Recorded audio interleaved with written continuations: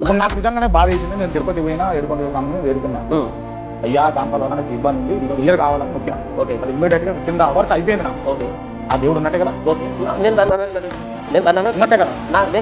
ఒక దేవుడు జరుగుతుందా అంటే బైబుల్లో చాలా ప్రత్యేకమైన మాట ఏంటంటే బ్రహ్మాండంగా కదా. ద్వితీయోపదేశకాండం 13వ అధ్యాయంలో ఒక మాట రాయబడింది.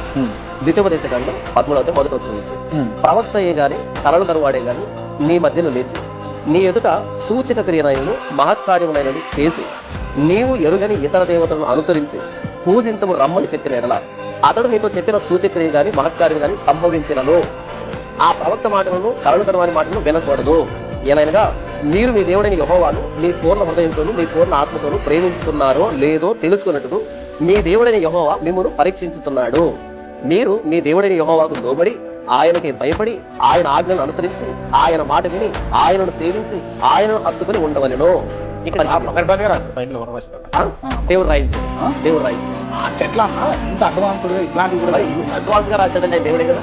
మరి ఇంత అడ్వాన్స్ గా కొన్ని వేల సంవత్సరాల క్రితం రాశాడంటే ఆయన దేవుడే కదా.